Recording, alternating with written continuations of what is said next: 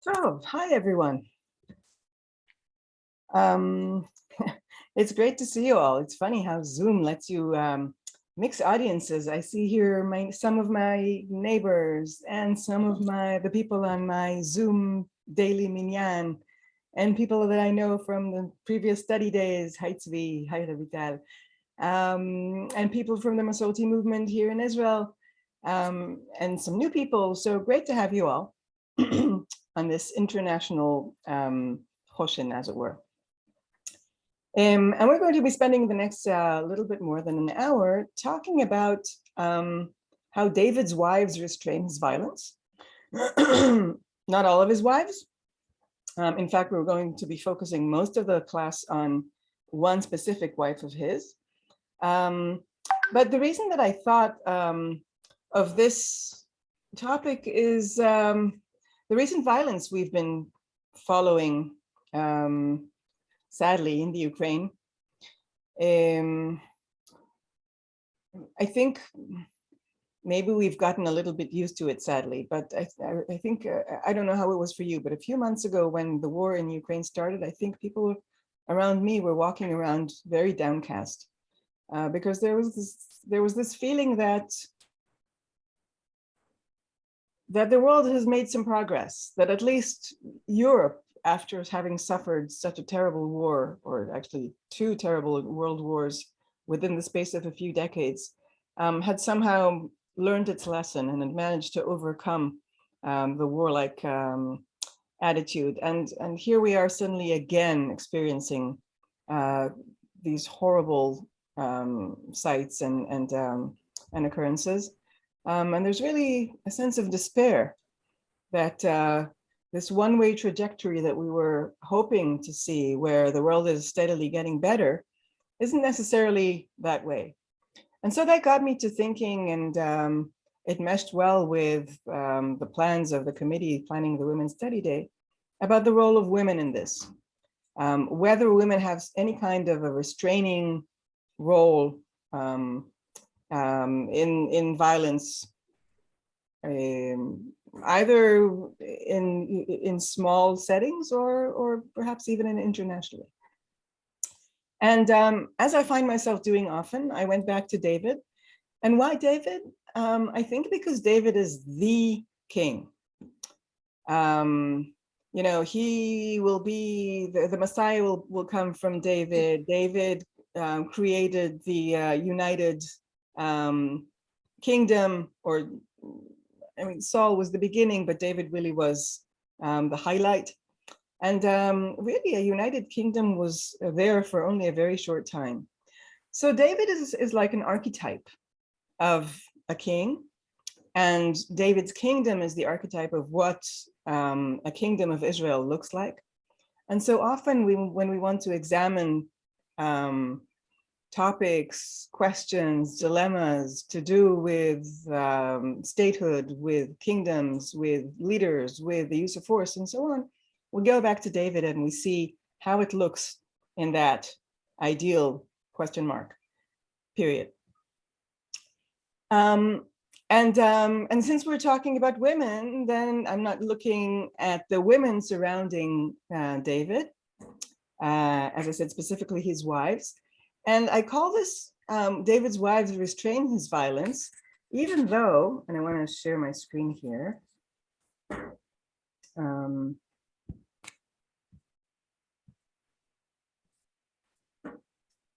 you see the shared screen? Okay. Yeah. Great. So I wanted to focus us on the wives restraining the violence, because I think the wife that most people remember when they think of David's wives is actually a wife who causes a great deal of violence to happen.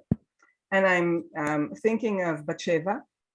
The story of Bathsheba bathing on the roof while David walks around and sees her and desires her and sends to fetch her and sleeps with her and gets her pregnant and tries to solve the problem by calling in Uriah, her husband, from the battlefield. But Uriah, faithful soldier that he is, refuses to sleep with his wife while his friends are on the battlefield, And so David solves the problem in a different way by sending Uriah with a letter, carrying a letter in which he tells his commanding officer to basically make sure that he gets killed. It's a horrible story. So here we have a case in which one might say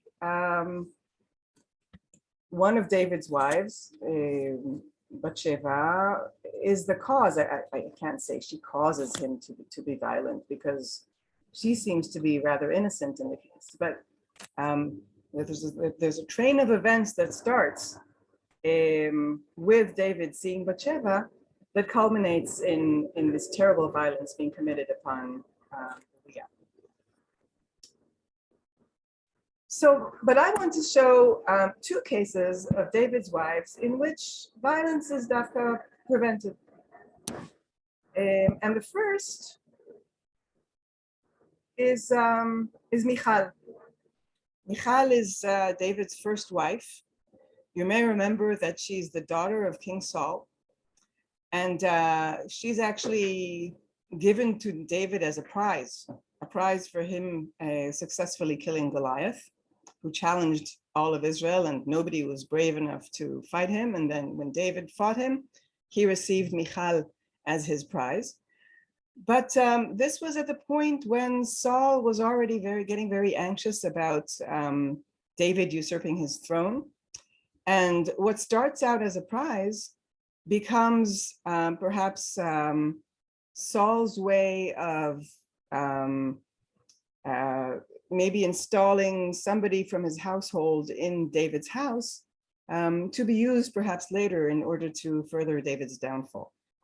But the thing is that Saul hadn't accounted for the fact that Michal, his daughter, loved David.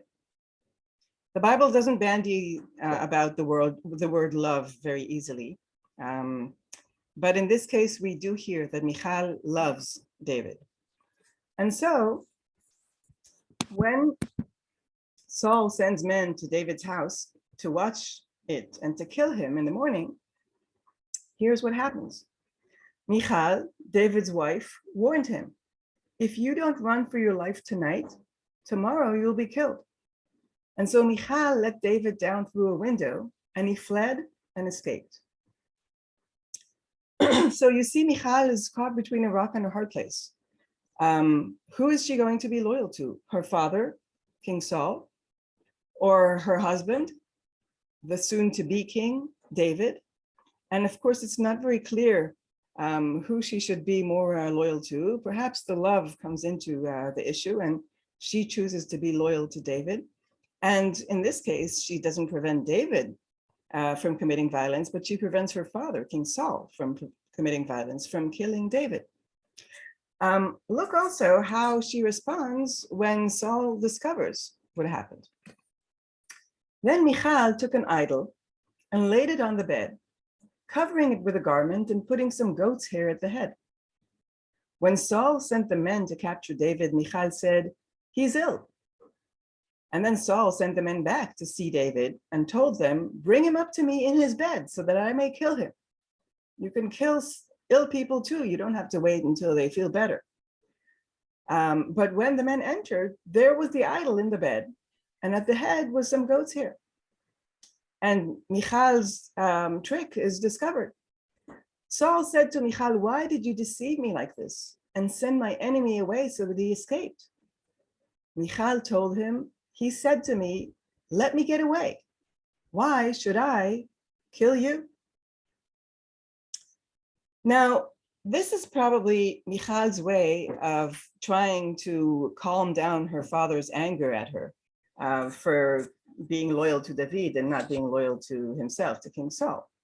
But there's also perhaps a hint of possible violence on the part of David here, that Michal has really come between the two men in her life, her father and her husband, and by helping David escape through the window, she's managed to separate them and to alleviate any possible case in which perhaps they would come face to face, and possibly Saul would kill David, but possibly also the other way around. Had there been a face-to-face encounter between these two men in her lives, it's really not clear which of them would have been able to kill the other. And so by helping David escape, Michal makes sure that the two men in her life are far away from each other, and therefore postpones at least any case of violence that could erupt between them. I should perhaps mention that when Michal does this, she's really giving up on David's presence, because when David escapes, he runs away to the desert, and Michal is given as a wife to somebody else. And so Michal really gives up her married life with David in order to save him, or to save Saul. It's really unclear which of them.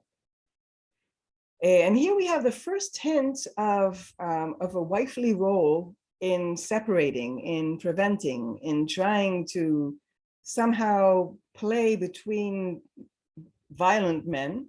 And in this case, we know that both of these men have the potential to be very violent, and try using any trick that she has in her hands to avoid potential violence.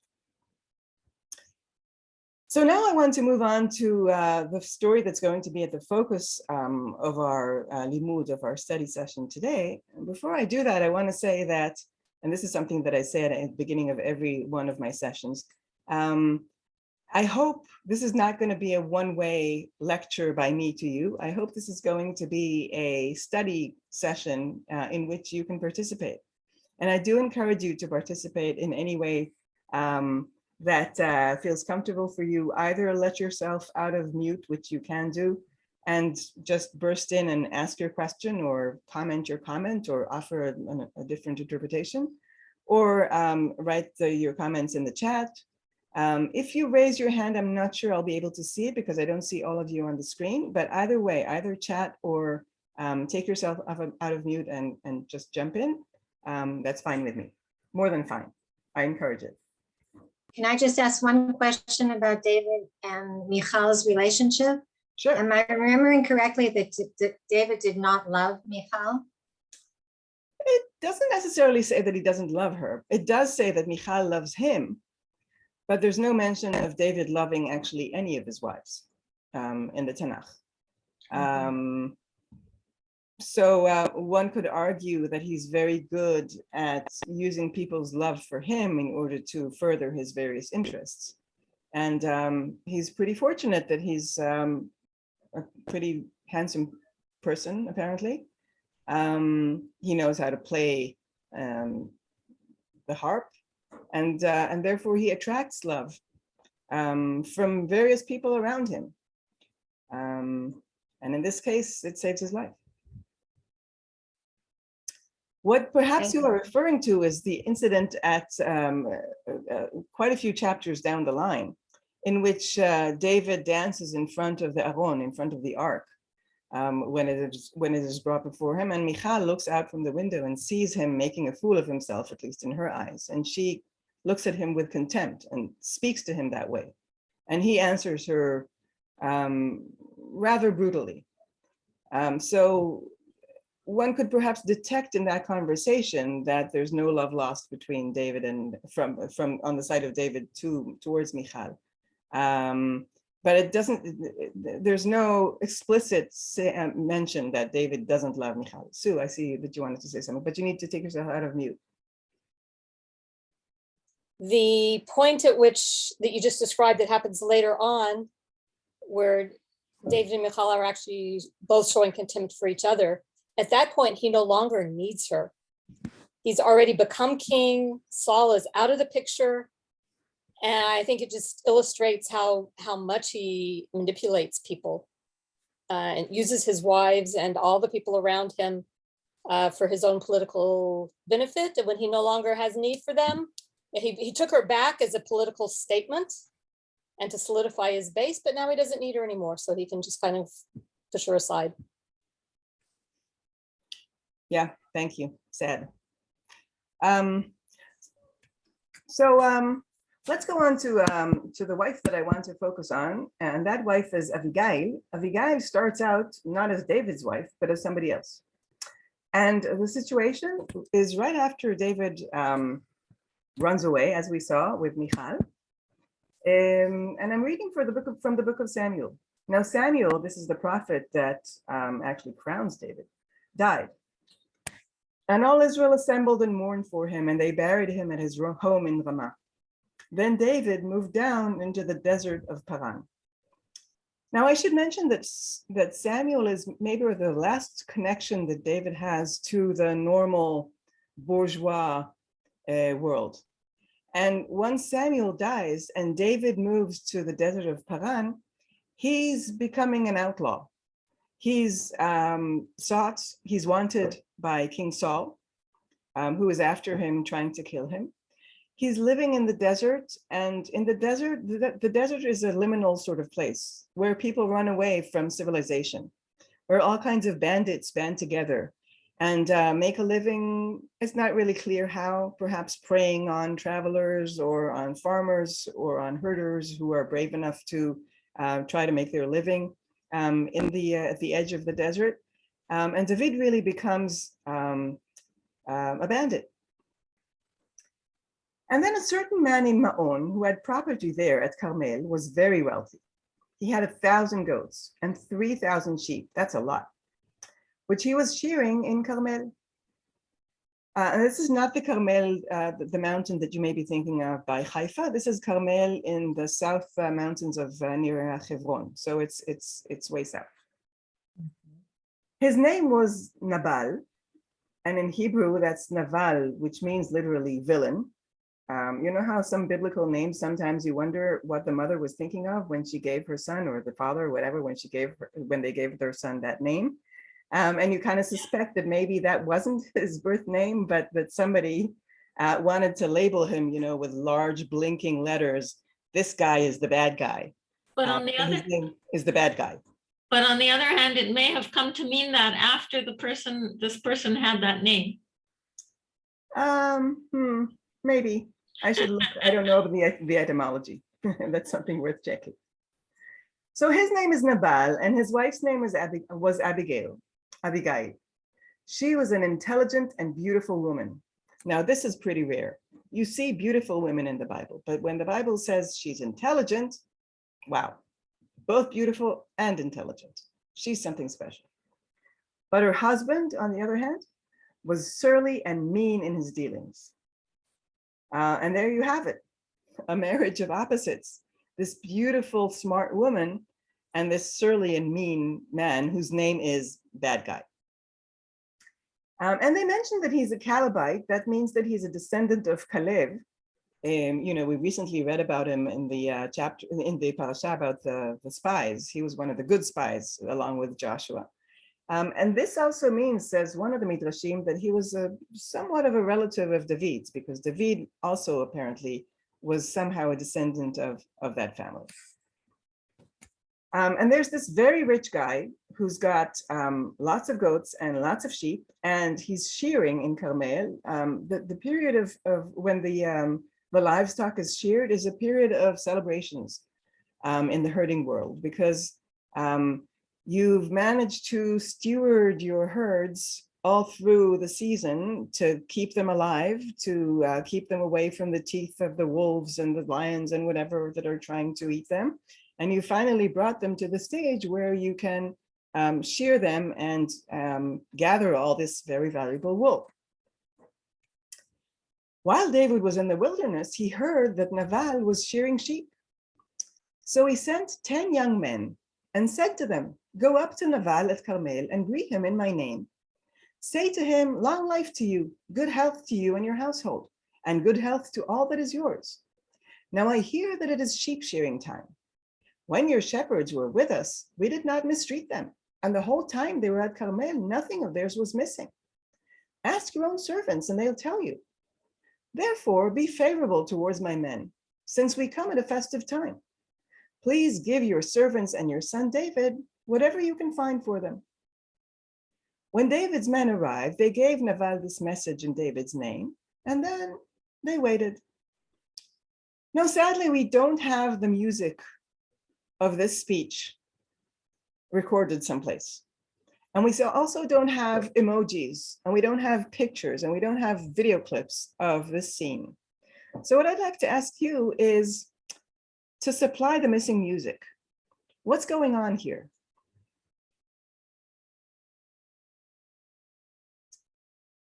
Is this speech being said in a threatening tone? Or is it being said in a supplicatory tone? Zvi is saying threatening.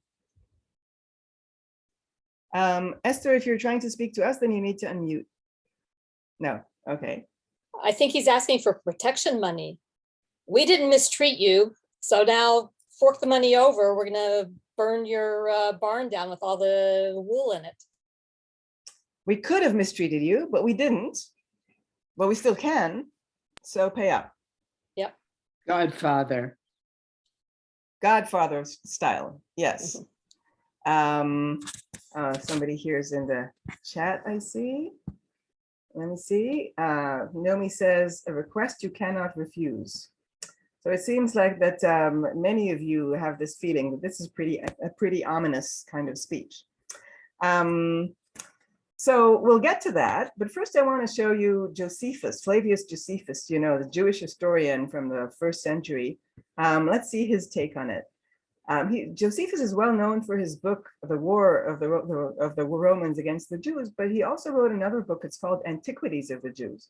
And it's a book that he wrote for the Romans' benefit, in which he tries to tell the history of the Jews. And it's kind of an apologetic book. And so you'll see how he presents it. And then this is the way he tells the story. There was a man that was a Ziphite. This is the area that of the town, of the city of Maon, who was rich and had a vast number of cattle. For he fed a flock of 3,000 sheep and another flock of 1,000 goats. So far, we know that. Now, David had charged his associates to keep those flocks without hurt and without damage, and to do them no mischief, neither out of covetousness, nor because they were in want, nor because they were in the wilderness, and so could not easily be discovered, but to esteem freedom from injustice above all other motives, and to look upon the touching of what belonged to another man as a horrible crime, and contrary to the will of God. These were the instructions he gave, thinking that the favors he granted this man were granted to a good man, and one that deserved to have such care taken of his affairs. So you see, Josephus is presenting David here as this very moral character, who in fact is also very worried about the ethics and the morality of his men. And he admonishes them to make sure not to touch this poor man's flocks and herds and sheep and goats, because he assumes that this man is a good man, and he wants to make sure to educate ethical education, his band, so as not to take advantage of the herder. None of you went along with this view, as far as I saw, and most of you, the people, or all of the people who talked, preferred the other version, the protection version. And so let's see it in the words of Meir Shalev, who's a contemporary Israeli writer. And Meir Shalev calls it protection in the Carmel. In this text, the likes of which is known to the owners of restaurants in Brooklyn, herds in Sicily, and clubs in Tel Aviv, every word is important. The approach is very polite. The threat is hidden, but quite clear. We did not mistreat them, but of course we could have. I hear that it is sheep shearing time. We come at a festive time. It would be a pity if the festivities would go awry. Better to pay up a few % of the profits. David's men repeat their leader's words, step aside and wait. That is, they have no intention of departing. They patiently await an answer. He who is not interested in viewing events like this may find comfort in Rashi's interpretation, which sees things in a different light. Rashi says, David's men arrive on Rosh Hashanah. We come at a festive time, not sheep shearing, but Rosh Hashanah. And these penniless, dainty yeshiva buchos, only request is for money for the festive meal. Like the poor men of the town who come to carol on Christmas Eve at the rich man's window, hoping to receive some biscuits. You see the irony in which Meir Shalev treats Rashi's suggestion. And Meir Shalev comes down strongly on the side of, this is definitely a protection racket. The fact that David sends 10 men suggests the amount of produce that he expects to receive in return for his generosity. And the men wait. But Naval answered David's servants, "Who is this David? Who is this son of Yishai? Many servants are breaking away from their masters these days. Why should I take my bread and water and the meat I've slaughtered for my shearers and give it to men coming from who knows where?" And you see that he's very disparaging, very derogatory of David. Since he's a distant family member, he probably does know who David is. And David has a certain notoriety, having killed Goliath and so on. But Naval really answers quite rudely. David's men turned around and went back. And when they arrived, they reported every word. David said to his men, "Each of you strap on your sword." So they did. And David strapped his on as well. About 400 men went up with David, while 200 stayed with the supplies. Now it's very clear that with 400 men, David is not going on a courtesy call to Naval. There is going to be violence here. But look what happens. As we see what happens in David's camp, the camera shifts back to Naval's house. And in Naval's house, one of the servants told Abigail, Naval's wife, "David sent messengers from the wilderness to give our master his greetings, but he hurled insults at them. Yet these men were very good to us. They did not mistreat us, and the whole time we were out in the fields near them, nothing was missing. Night and day they were a wall around us, the whole time we were herding our sheep near them. Now think it over and see what you can do, because disaster is hanging over our master and his whole household. He is such a wicked man that no one can talk to him." So you see, the servant sides with the more charitable version of what was going on, and he supports what David's men were saying. They were actually pretty good to us. They stood as a wall between us and the lions and the wolves and the bandits and so on. But perhaps we should believe more his final words, in which he says, "Something really bad is going to happen. I really can't talk to Naval. I can talk to you. Do something." And this is where Abigail does something. Abigail acted quickly. She took 200 loaves of bread, 2 skins of wine, 5 dressed sheep, 5 seahs of roasted grain, 100 cakes of raisins, and 200 cakes of pressed figs, and loaded them on donkeys. This is like a whole procession of donkeys carrying these goods. And then she told her servants, "Go on ahead, I'll follow you." But she did not tell her husband Naval. As she came riding her donkey into a mountain ravine, there were David and his men descending toward her, and she met them. Now we have David with 400 armed men on one side, and we have Abigail with a lot of lovely food mounted on donkeys on the other side, and some servants. And Abigail really has her brains and her beauty as the only weapons to face David. And we'll see that she uses both of them with great skill. David had just said, just before, as he was approaching, "It's been useless, all my watching over this fellow's property in the wilderness, so that nothing of his was missing. He's paid me back evil for good. May God deal with David be ever so severely if by morning I leave alive one male of all who belong to him." And we hear David fuming and working himself up into a rage. And we know how that kind of thing works, right? I mean, this kind of violence feeding on violence, and this preparation for the release of this horrible, probably massacre on the house of Naval, his servants and everybody. When Abigail saw David, she quickly got off her donkey and bowed down before David with her face to the ground. Now see how she changes the height differences between them, right? He arrives probably on foot. She arrives on a donkey, therefore taller than him. She quickly gets off the donkey and then prostrates herself in front of him, completely abject. She fell at his feet and said, "Pardon your servant, my lord, and let me speak to you. Hear what your servant has to say." And notice again, this very, very, very servile language, right? Your servant, my lord, again, your servant. Let me speak to you. Pardon your servant. There's a lot of words here that are trying to calm David down and give him a lot of respect and lower the status of Abigail. "Please pay no attention, my lord, to that wicked man Nabal. He is just like his name. His name means fool, and folly goes with him. And as for me, your servant, I did not see the men my lord sent.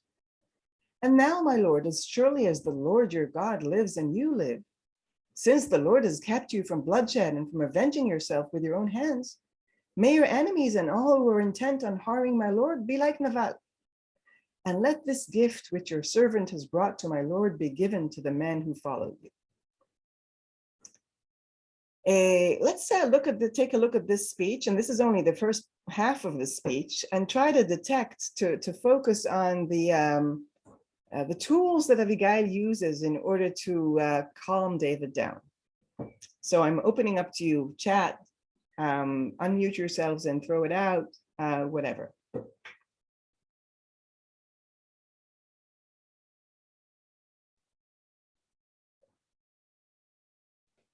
I think she's really appealing to his vanity.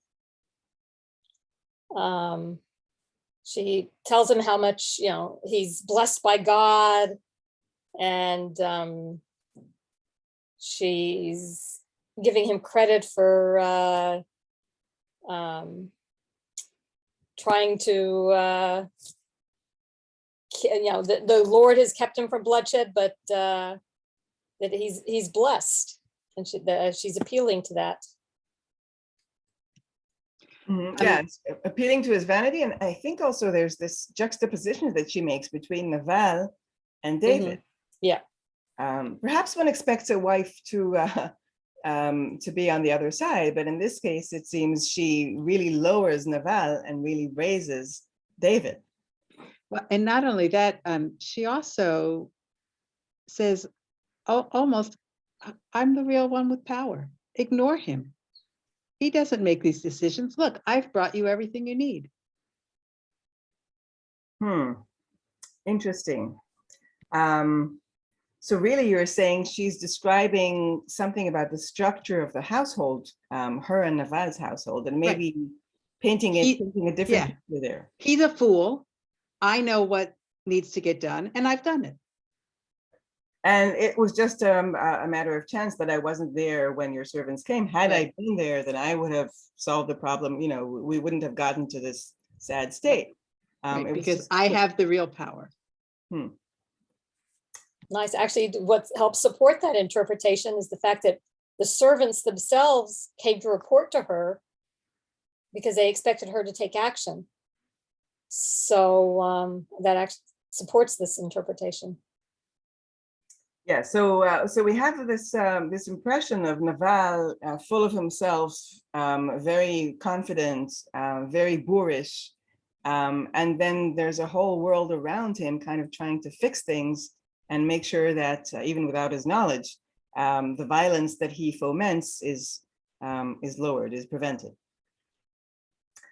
And the guy continues, "Please forgive your servant's presumption. The Lord your God will certainly make a lasting dynasty for my Lord, because you fight the Lord's battles, and no wrongdoing will be found in you as long as you live. Even though someone is pursuing you to take your life, the life of my Lord will be bound securely in the bundle of the living by the Lord your God. But the lives of your enemies he will hurl away as from the pocket of a sling. When the Lord has fulfilled for my Lord every good thing he promised concerning him, and has appointed him ruler over Israel, My Lord will not have on his conscience the staggering burden of needless bloodshed or of having avenged himself. And when the Lord your God has brought my Lord success, remember your servant. So here's the second half of the speech, and let's look at it also to see what Abigail has done here. She starts out in the previous part, repeating your servant, my Lord, and putting down Naval and raising up David. What's going on in this section of the speech? Flattering him. And she's also becoming a prophet, telling him that his future will be very secure. And she makes mention of the fact of the sling, which shows she knows about his heroism in killing Goliath. And predicts that he'll be the leader of Israel. She paints a very positive future for him, and I think it's very flattering. It's interesting that you're pointing out that she turns into a prophet. We'll see that the sages, the rabbis also go in that direction. And yes, it seems that she's speaking in these prophetic tones, trying to paint for David this wonderful future that he has. And when we juxtapose that with his current status, which is as the head of a band of robbers and outlaws, that must have a very a powerful effect on David. I think also, I think the sentence, my Lord will not have on his conscience the staggering burden of needless bloodshed. I think that's, I hear the sarcasm in that statement being said to David. But I don't know if that was intentional or not, but I think I can't imagine how he didn't have on his conscience a staggering burden of needless bloodshed. So you're detecting some hint there of maybe Abigail not being able to suppress her true opinion of David, perhaps. And she's also saying to him, remember your servant. In other words, it's the same kind of bribery all over again. Explicate that a bit. You're muted. Wait, Malky. I'm being good to you. I'm helping you. I'm saving you. Remember that when you're the one who's the king. And it's kind of like the same message that David brought to Nabal. So a lot of self-serving interest here. Right. And we'll see that the rabbis I don't interpret think this I would call sentence in it different bribery, though. I don't think it's bribery. She's saying, my husband is a fool, and let me fix the situation. Let me join with you and let's fix the situation together. She's truly, maybe David has other bloodshed on his conscience from before, but she says, at least this one you won't have on your conscience when you become king. Yeah, I say something. I think she has other intentions. She predicts that he has a bright future, and she wants to be there with him when he does. So she's trying to say, hey, remember me, I'm going to be nice to you, helping you out. And what happens then, I want to be on your side. Yeah, so maybe a little self-interest there. And we'll see what happens. I see we have some comments in the chat. I hope I didn't wait too long to read them. I see that Nomi says that she grovels, and for sure, I think the first part of the speech, you could really see the groveling. Ellie says she separates herself from Naval, and that's true. It's something you don't expect from a wife, but it seems that she's realized that Naval is a dead man, and so she's willing to do that. And Nomi says she also betrays her husband by bad-mouthing him. She's thinking ahead.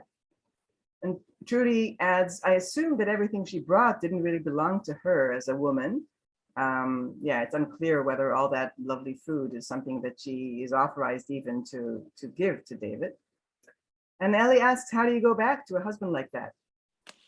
Nomi says she's like Rachav, the prostitute who received the two spies that Joshua sent. This again is something that we read in the Haftarah recently. She chooses the side she thinks will win, but she betrays her own family. Strong words. But can I ask something? Sure. I mean, what happens to her if her husband gets killed? She's sort of left without any protection or anything else. So at least she's staying with the devil she knows in some instances, and a man she can control in some ways. And as someone else has stated, that she's the one in charge. She's the one. So if David kills her husband, she's sort of left, and then might become at the mercy of somebody else. At least this is the situation she knows and can control. Maybe wants to maintain that. May I add? Mm-hmm. Yeah, Tilta? Yeah. She's a very wise woman, and she prepares her future. She gambles on the right side, on the winner side, and she wants to be alone with him. She tells everyone to go ahead, and then in order to meet him by herself, she doesn't want to stay like a doomed woman whose husband died and was hunted by the future king. So she's a very wise woman. I think she had no other option but to prepare herself a way of surviving, of a good survival. So you're saying it's basically self-preservation. She's a smart woman. She uses what tools she can in order to save her household, in order to save her her position. She also acknowledged the nature of David as someone who really needs a lot of praising, a lot of tishbachot, he needs to hear how great he is and how kind he is and how he's about to be the king. So, and she gives it to him. She's very humble because she knows the nature of man. Perhaps. I want to show you this painting by Rubens of this scene. As in, European painters, they paint the biblical scene in the garb that they know. The desert certainly doesn't look like this with all these green trees. And I'm sure David's soldiers didn't have helmets and cloaks like this. And also the people that Abigail brought weren't dressed like this. I want to draw your attention to the fact that Abigail here has brought two women servants. This is something that we didn't see mentioned in the Bible at all, and really doesn't make a lot of sense, because why would she bring women servants along to this meeting? I suspect what Rubens is doing is maintaining the good name of Abigail. Imagine her going to meet this group of soldiers with nothing in her hands but some food and her beauty and her wits. We better have two chaperones just to make sure that nobody thinks that anything improprietous took place there. We'll see that maybe this worked for Rubens' audiences, but the rabbis had a different way of handling the same kind of problem. David said to Abigail, "Praise be to the Lord, the God of Israel, who has sent you today to meet me. May you be blessed for your good judgment and for keeping me from bloodshed this day and from avenging myself with my own hands. Otherwise, as surely as the Lord, the God of Israel lives, who has kept me from harming you, if you had not come quickly to meet me, not one male belonging to Naval would have been left alive by daybreak." Notice that David says, okay, I'll give that plan up, but he makes sure to stress that had it not been for Abigail, he would have killed them all, thereby retaining his manly honor. Then David accepted from her hand what she'd brought him and said, "Go home in peace. I've heard your words and granted your request." When Abigail went to Naval, he was in the house holding a banquet like that of a king. He was in high spirits and very drunk, so she told him nothing at all until daybreak. And then in the morning, when Naval was sober, his wife told him all these things, and his heart failed him, and he became like a stone. About 10 days later, the Lord struck Naval and he died. And you see here this interesting picture of Abigail tending Naval in his sickness. And notice also this stress on the Lord struck Naval and he died. This is something that happens very conveniently to David often. Somehow he never has to kill his, or not never, but he often doesn't have to kill his enemies with his own hands. Somehow things happen in a way in which his work is done for him. When David heard that Naval was dead, he said, "Praise be to the Lord who has upheld my cause against Naval for treating me with contempt. He's kept his servant from doing wrong and has brought Naval's wrongdoing down on his head." And then David sent word to Abigail, asking her to become his wife. His servants went to Carmel and said to Abigail, that David has sent us to you to take you to become his wife. And she bowed down with her face to the ground and said, "I'm your servant, and I'm ready to serve you and wash the feet of my Lord's servants." She quickly got on a donkey and, attended by her 5 female servants, went with David's messengers and became his wife. And David had also married Achinoam of Israel, and they both were his wives. And so there's this quick switch. Naval conveniently dies and exits the scene, and Abigail is married to David. Perhaps this is the manifestation of what she was saying, remember me when things get better. Things got better unexpectedly quickly. Here's another painting that's done by Antonio Molinari, and you can see the looks between David and Abigail. I think imaginations worked extra hard here. You have this beautiful woman, you have this man who's in a violent rage, and she somehow manages to cool his anger by a lot of quick thinking and a lot of very smooth talking. And perhaps it didn't really hurt that she was also this beautiful woman. That's the biblical chapter. Now I want to see what the sages, the rabbis of the Midrash, had to say about this story. And they, as sometimes they are pretty explicit about what they think. They quote the biblical verse, "She met them, and they say she bared her thigh, and they walked by its light." Abigail meets David and his soldiers in the dark, and they don't see very well. But once she raises her skirts and she bares her thigh, suddenly there's such a light that they can walk by that light. In phrases like pieces of like this, I always think of this man's club that is the Beit Midrash, of these rabbis sitting there and trying to imagine the scene of this woman meeting this army of soldiers, and how is it that she's able to restrain them. And apparently they think that the food and the speech isn't enough. And they continue and interpret this, "She met them." They all ejaculated. So, maybe looking at the picture, that's warranted, but think of these 400 men accompanying David, and they look at this beautiful woman, and as one man, this is what happens. Unmanning them, perhaps, cooling them down, perhaps. Interesting imagination here. And the rabbis continue, Abigail saw David, and they elaborate on the conversation. We'd thought that the speech that she gave was quite a long and elaborate speech, but it turns out that the rabbis think there was even more going on behind it. She told him, "My Lord David, what did I do? What did my children do? What did my animals do that you're going to kill us all?" He answered her, "Because he insulted the kingdom of David."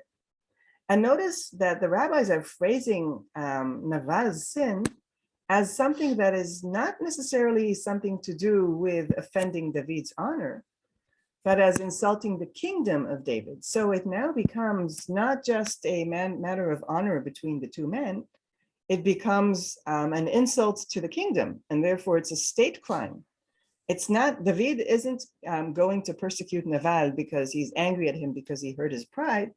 David is going to punish Naval because he was offensive to the anointed king. And that's a state crime. She asked him, are you a king?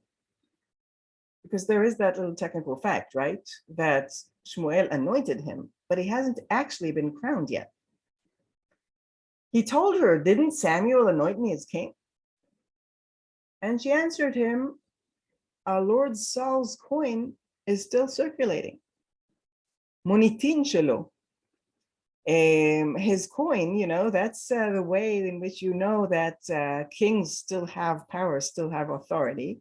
The coinage of the country is the coinage of Shaul, not of David. This may be anachronistic, by the way, because you can hear in this coinage, these terms, monitin, also in the Hebrew, the vestiges of the Roman Byzantine world in which these rabbis are living, right? The Roman world in which every Caesar that comes to the throne then makes their own coin and distributes it to the whole of the empire. But here Abigail is saying, you are saying that this is something that should not be done because it's a state crime. Well, let me remind you, you're still not the king. Saul is the king. And so when he offended you, he's not offending the king. And I am her servant. This proves that he asked her for sex. There's something about servility in women, apparently, that is associated for the rabbis with prostitution. But then what happens? Immediately, she brought out her stains and showed him. What does that mean? Anybody want to hazard a guess? Menstruating. She's menstruating, exactly. She reaches under, and it's just, the imagination of the rabbis is just mind-boggling. She reaches underneath her skirts and she takes off her underpants and she shows David, you know, we can't sleep together. I'm menstruating. I'm nida. He said, does one investigate stains in the night?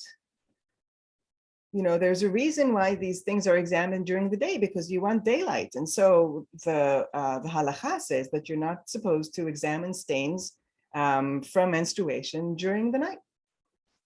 So she retorted, may your ears hear what your lips say. Stains one does not investigate in the night. Does one judge capital cases in the night? So you want to kill Naval, to impose a capital punishment upon him based on a judgment that you passed during the night. It's also forbidden to pass judgments in capital cases in the night, just like it's forbidden to pass judgment on stains. He answered, his sentence was already passed in daytime. Oh, no, this is just the carrying out of the sentence. The trial took place during the day, so everything was kosher. And this conversation is really so imaginative, so hilarious, so anachronistic. I mean, this whole business of the rules of when to adjudicate capital cases and when, and so on is something that is, of course, not necessarily associated with the times of David in reality, but the rabbis often do this. They attribute their reality, their halacha, their viewpoint on previous generations. But notice what they've done here to Abigail. Somebody said here beforehand that she was a prophet. Now she's become a Talmidat Chachamim, a scholar, a sage.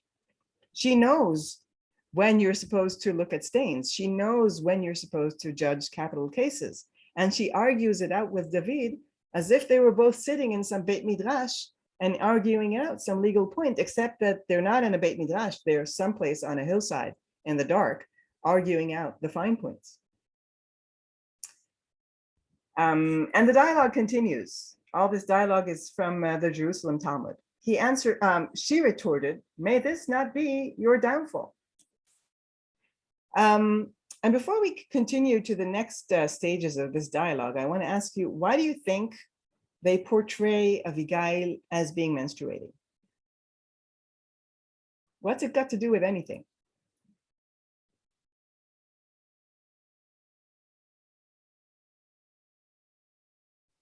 I think they're thinking ahead to what's going to happen later on with Bathsheba, or what happened in the past with Bathsheba, that she was bathing and then she was clean when he slept with her. So I think this is something similar, because if she's not clean, and he doesn't sleep with her, if she gets pregnant, it would be a problem. So this way, this solves the problem of her not, getting pregnant, and having them, whatever the punishment is for having children when you're menstruating, having intercourse when you're menstruating.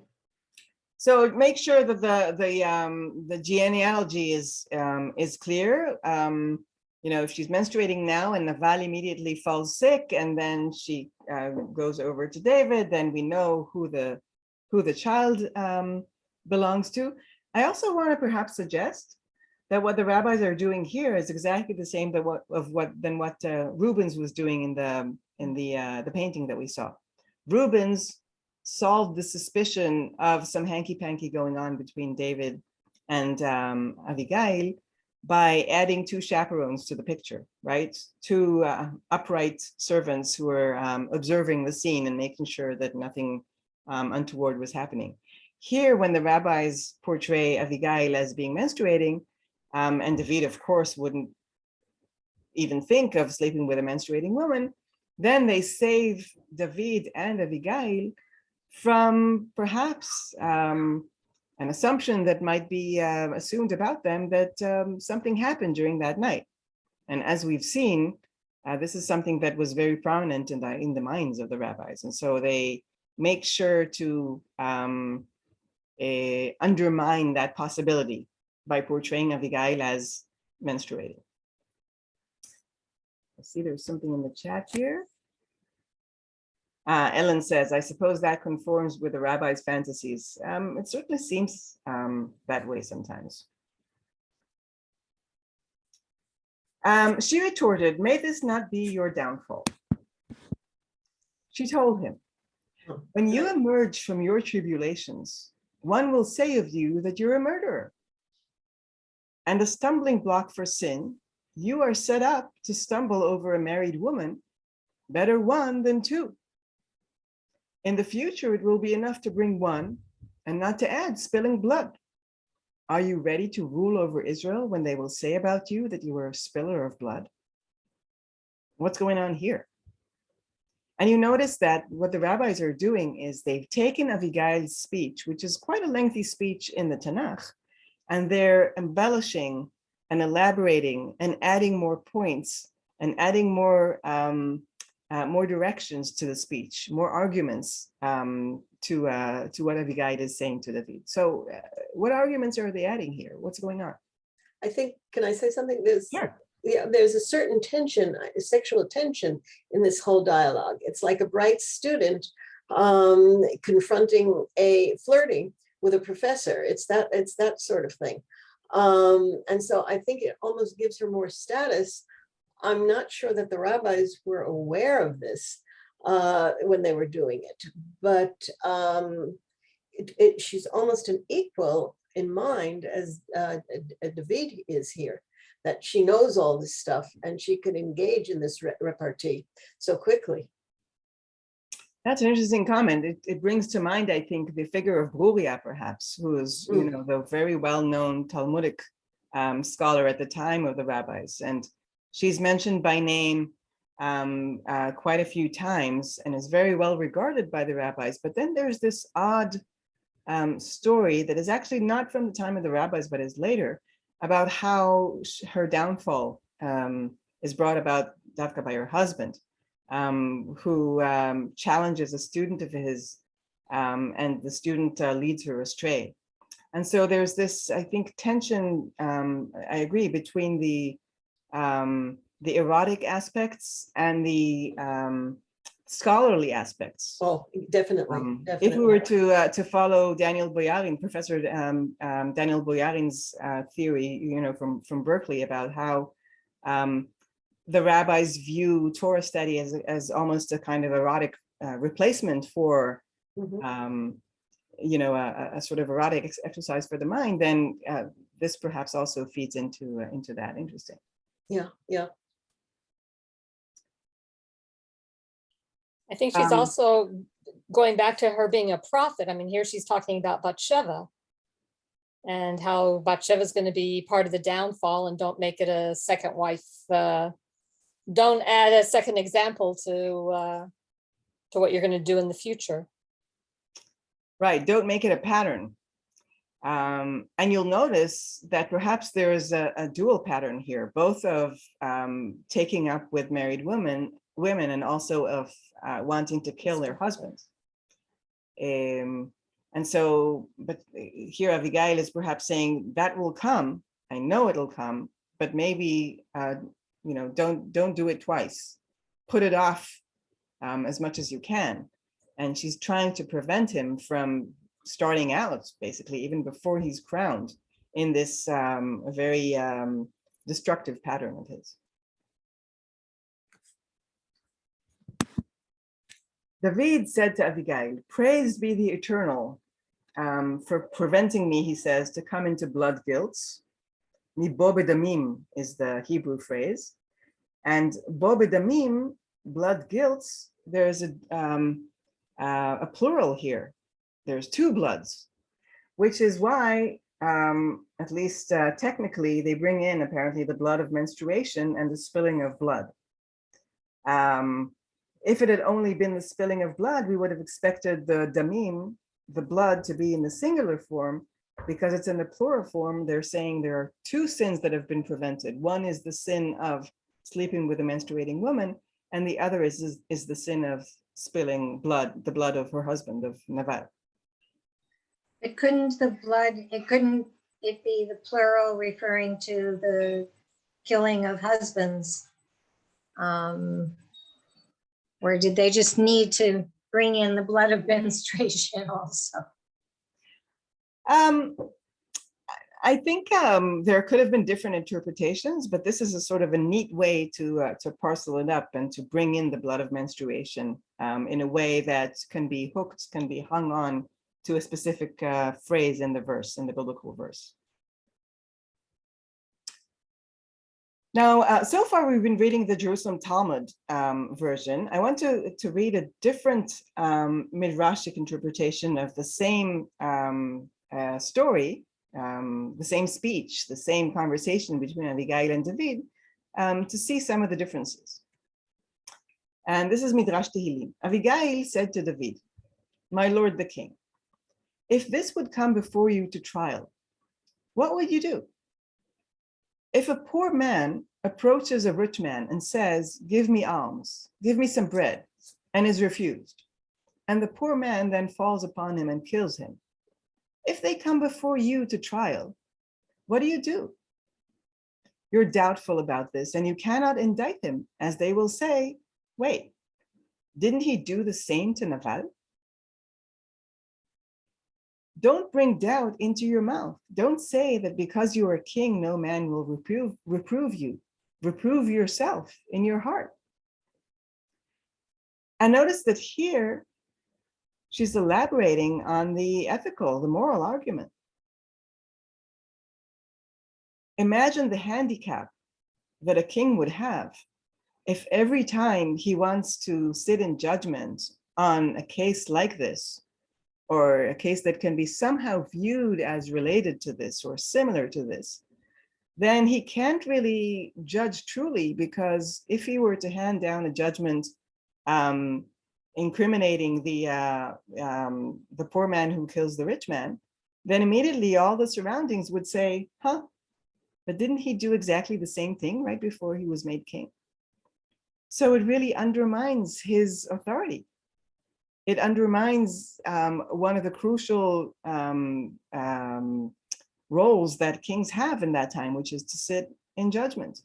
How can a king that has been so sinful before he became a king, how can he, in any honesty, sit in judgment when people can turn around and say, well, but he did exactly the same thing. How can he now sit there on the seat of judgment and be all pious and sentence somebody to death because of something that he himself did before he was crowned.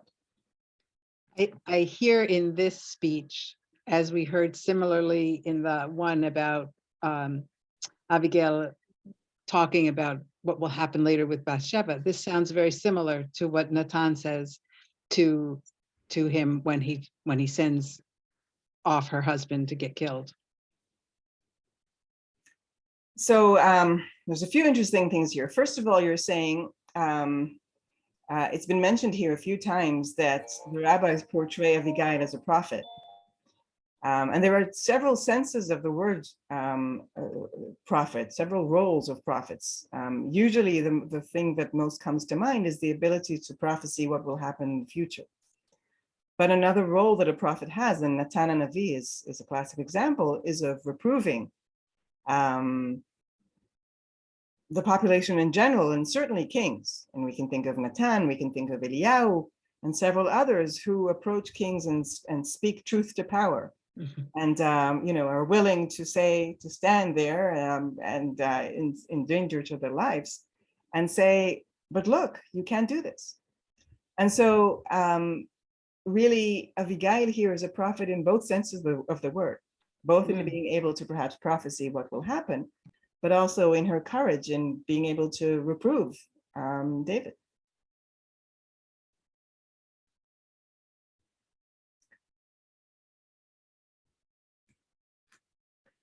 What is the meaning of remember your servant? Remember, when we read the biblical verses, the very last pasuk, the very last verse was, remember your servant. And we interpret it as this self-serving move where Abigail says, you're on a roll. I can see that it's going to be your time. And so remember me when you get to be in that position. I want to hitch myself to your carriage. But look how the rabbis twist it differently. What is the meaning of remember your servant? She told him, do not forget me. I will face you when this case comes before you and when you try it. And you will say, I remember she who prevented me from spilling blood. So it's not remember me in order to come and invite me to be your wife when things work out, which is what David actually did when things worked out. Here she's saying, remember me in terms of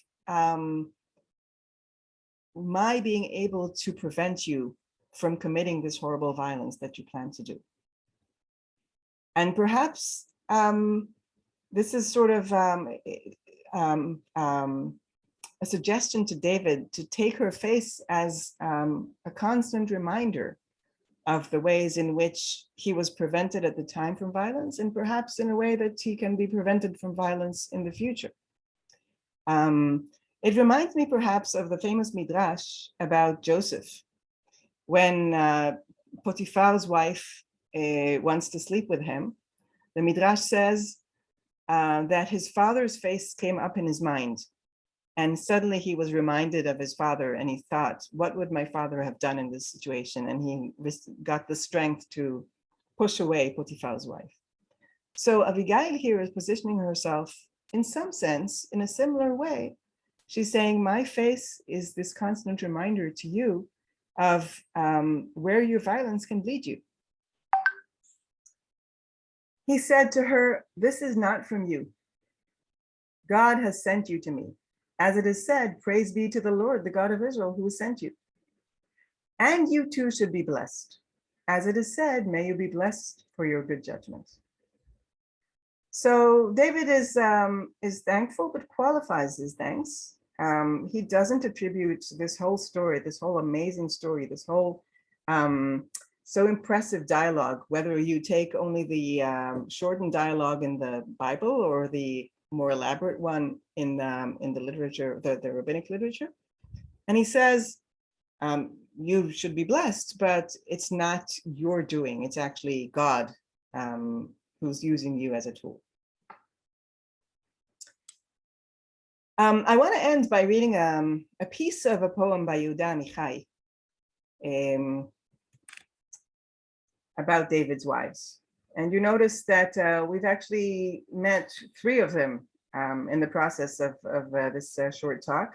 We met Bathsheba and Michal and Abigail.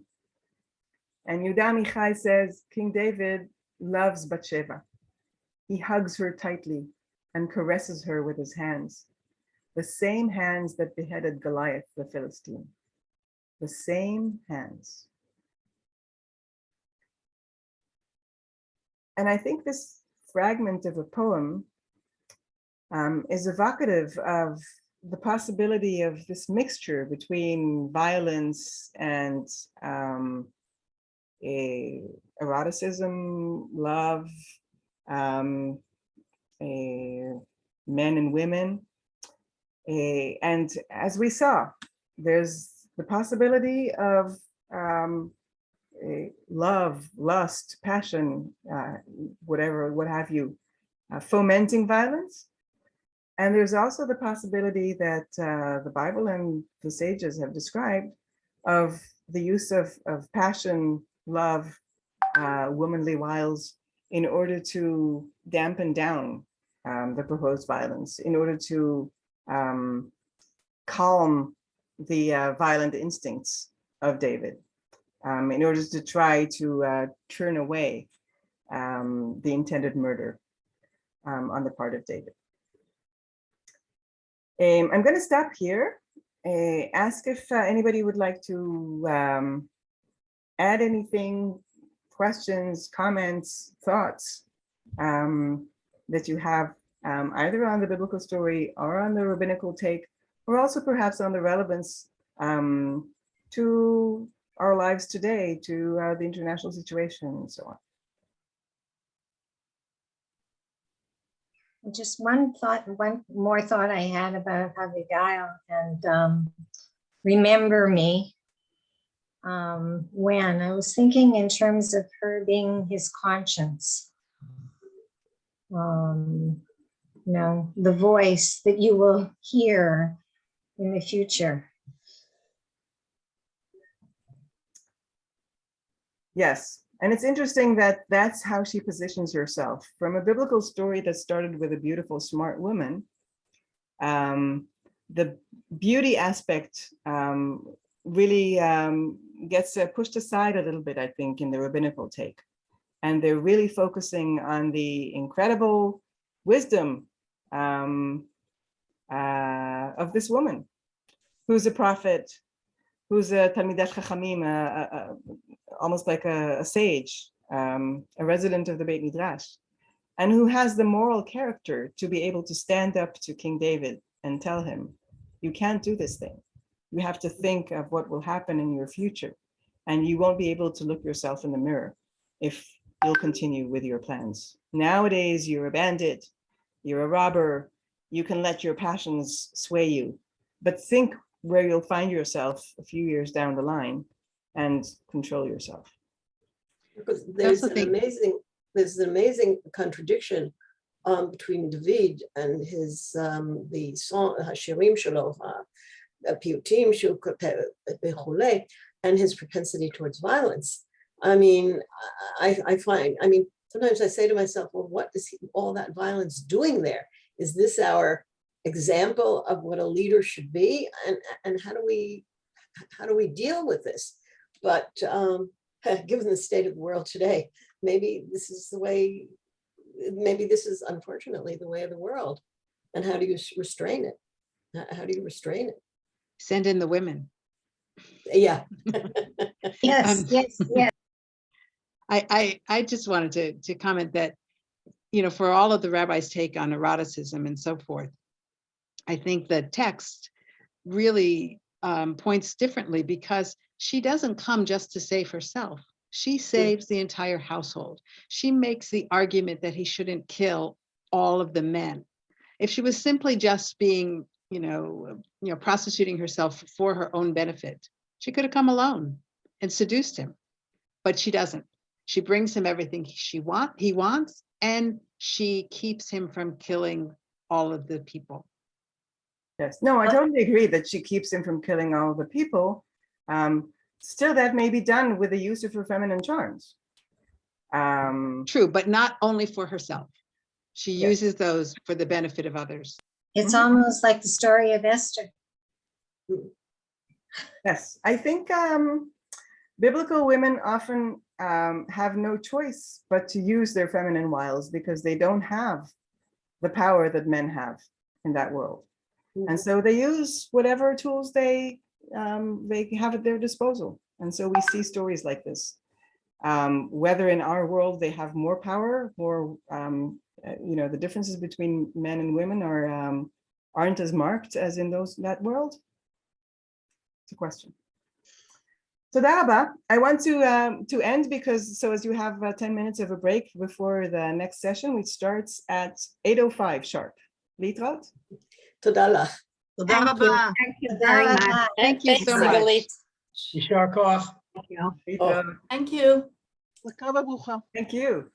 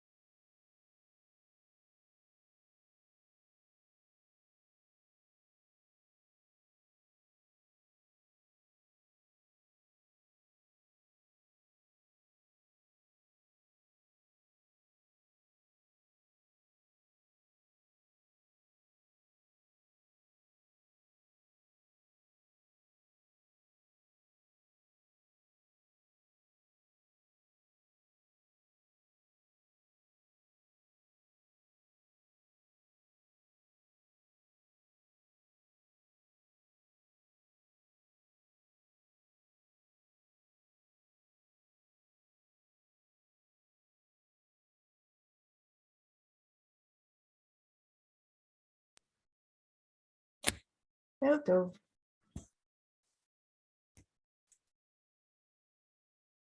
אני רגע שואלת אם אנחנו מתחילים בזמן.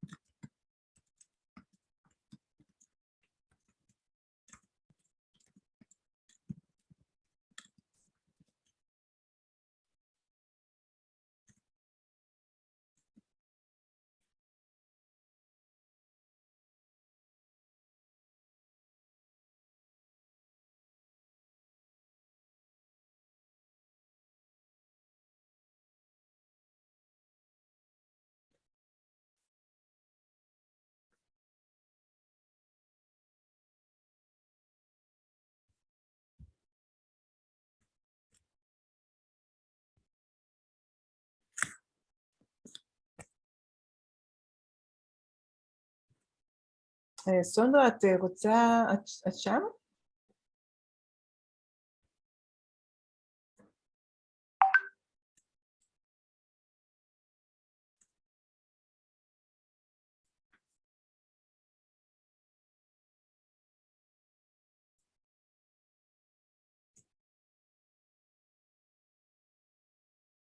סונדרה? מאחר שאת היחידה שהצטרפת, אז נראה לי שאם את שם אני אתחיל, אבל אם לא, אז אין טעם. אז אם את שם, השמיעי קול, או אות אחר.